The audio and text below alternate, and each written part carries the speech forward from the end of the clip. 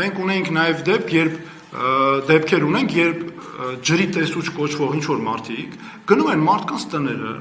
ցուցակներով հատուկ բացահայտ ցուցադրում են իբր եկել են ջրի հետ կապված հարցեր ճշտել ու սկսում են քարոզչությունը, բացի քարոզչությունը հանում են ցուցակները, բացահայտ ճշտումներ են անում, sense ձևով են անում, որ վախ առաջացնեն մարդկանց մոտ, նշում են անում, հենց գնացել են մեր ընտրողում ենք պատահական ստացել ենք ահազանգով, գնացել են նաև մարդկանց մոտ, ովքեր ասել են ընտրելու են մեզ։ Եվ բացահայտ նշում են արել, հակաքարոզչություն են իրականացրել, բացահայտ նշում են մոտներ արել, հա լավ, դուք հրաժարվում եք, ուրեմն դուք Նիկոլ Փաշինյանին չեք ընտրելու եւ այլն։ Ու հեռանում են դրանից մի հատ քարոզ անելով։ Հələ տեսեք, այսինքն սա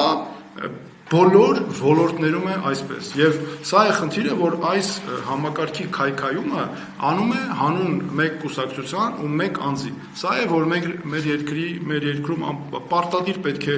այս իրավիճակը կանխվի, իսկ մեղավորներն էլ, որը վերևից է, ենթարկվեն պարտադիր պատասխանատվության։